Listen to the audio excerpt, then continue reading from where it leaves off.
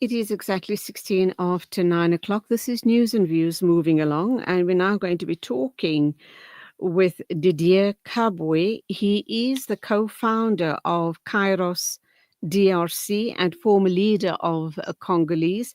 He's also with the Congolese Solidarity Campaign.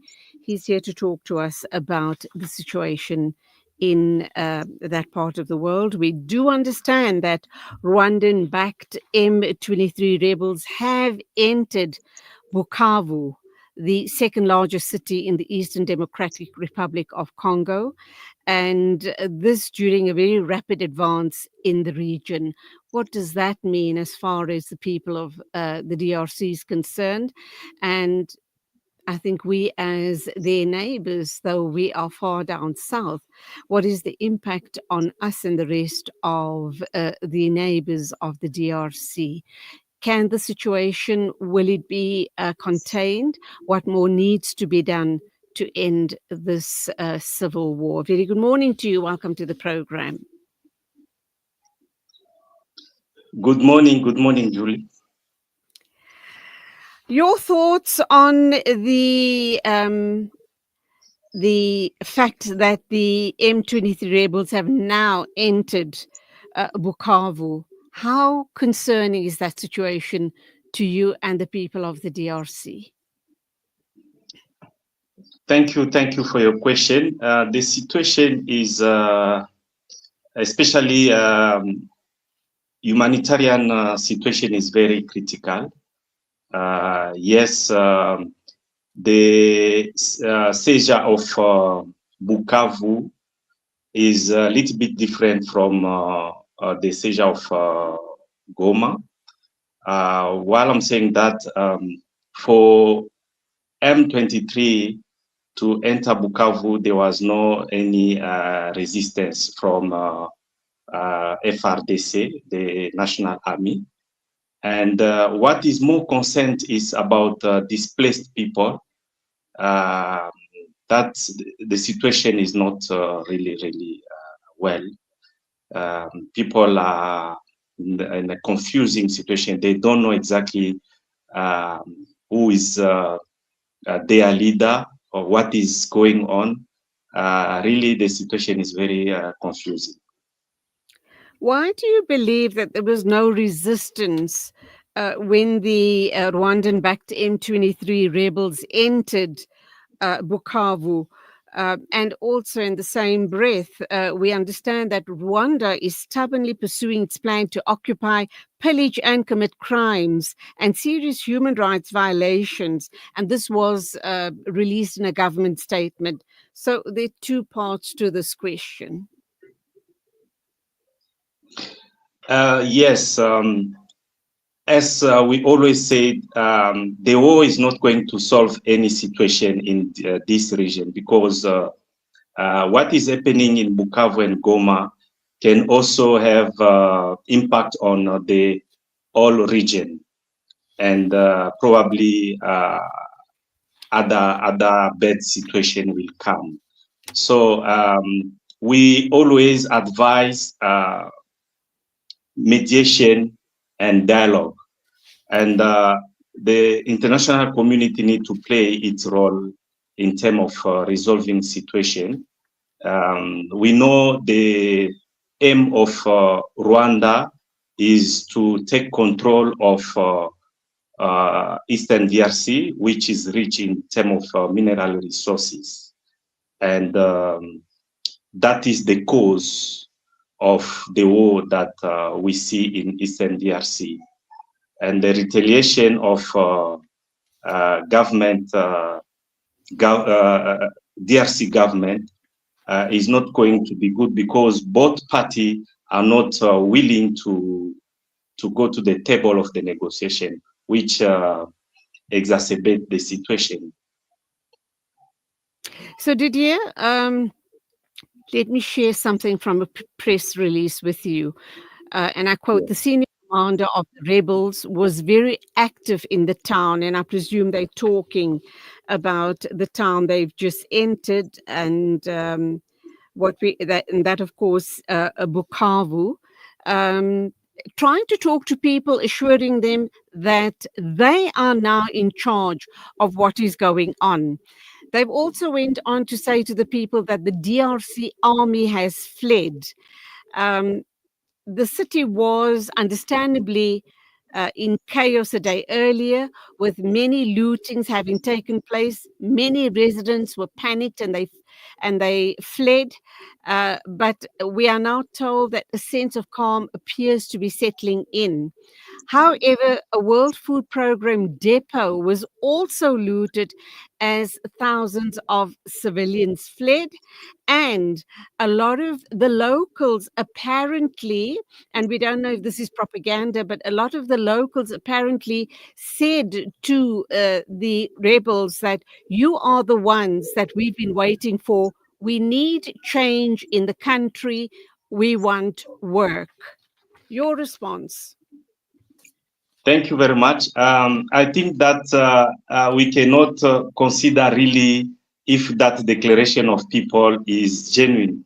Remember a few days ago when the rebels M23 took Goma, there was manifestations in Bukavu against the seizure of Goma. So if today they can welcome M23, it is not in the sense that they lack what is happening. It is because of fear that they are saying you are welcome. People are, that's why at the beginning I said people are very confused.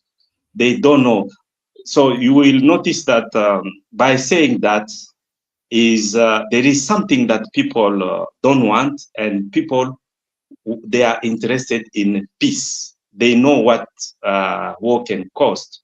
So that's why instead of having resistance on the coming of M23, people are saying you are welcome. It is just to say that we don't want to fight. We don't want what we saw in Goma. We just surrender. So that is the message. Undoubtedly, there must be a press blackout as well, leaving the people very confused, not understanding exactly what is going on. We also understand that a few days earlier, the rebels took control of the Kavuma airport, which serves Bukavu. And at that time, they faced minimal resistance. What is the impact of that? Because obviously the airport was the last significant military barrier for the rebel forces before reaching Bukavu, a city of more than 1 million people. Yes, Kavuma was the last hope for the government resistance, and that way government put all its arsenal to stop the speeding the movement of M23. But what we will notice compared to Goma Airport is closed and there is no any movement. But you will notice that the rebel took Bukavu, but they didn't. The airport is not closed. The movement is normal as usual. So that is the difference. But I know that they will have a control of the movement. But the difference is the fact that the airport of Goma is closed and the Kavumu is not closed. We don't know exactly what is going to happen. What is more important is the intervention also of the international community by pleading to belligerents to go on the same table and talk. That is the most important, because we don't believe that war will solve a problem, and there is no any party that is going to win this war in terms of military. You are aware that the 38th summit of the AU has just ended in Addis Ababa. And I don't know how comforting is it to you to hear that the summit discussed the issue regarding the situation in the DRC, the conflict. It was, in fact, a key topic of discussion at this annual two-day meeting. And addressing this summit, the United Nations chief, Antonio Guterres, has said, and I quote, "A regional escalation must be avoided at all costs." And this is the big fear of the rest of the neighbors of DRC. And territorial integrity must be preserved. And added to that, I'm going to say that the rebels are being funded by Rwanda. However, Rwanda denies giving military support to M23. And they are saying that hardline Hutu groups in the DRC are threatening its security. However, a report by UN experts said last year that Kigali maintained about 4,000 soldiers in the DRC and had de facto control of the rebel group. And M23 rebels are the most prominent of more than 100 armed groups vying for control in the DRC, obviously because of the riches in mineral wealth in the DRC.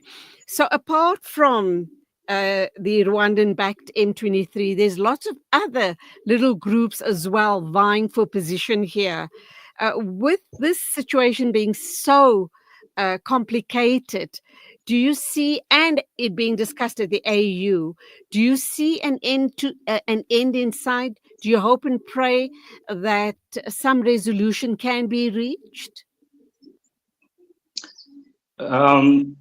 Remember, before the summit in Addis Ababa, before there was a joint meeting, ESA with SADC in Arusha, and there was the resolutions there, which were very clear in terms of what need to be done on the ground, asking the Rwandan government to withdraw their troops in DRC and this ceasefire, which is just in declaration. Nothing is happening on the ground in terms of respecting what was the resolutions at that summit in Arusha.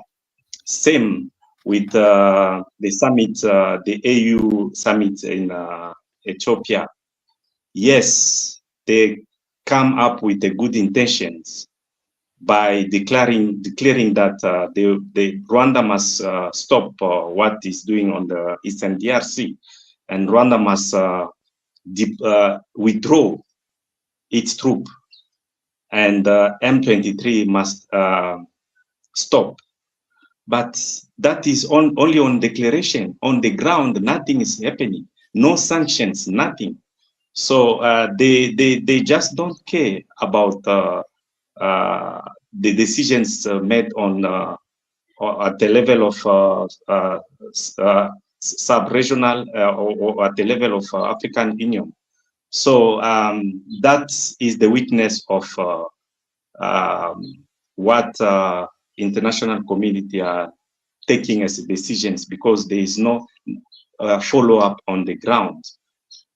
At the time that the summit of African Union was on in Addis Ababa, it is the time that rebels entered in Bukavu. So there is a problem between what is being decided and what is going on the ground. This is the problem, and sometimes it's very difficult to trust African Union based on what is going on and what they are making as decisions.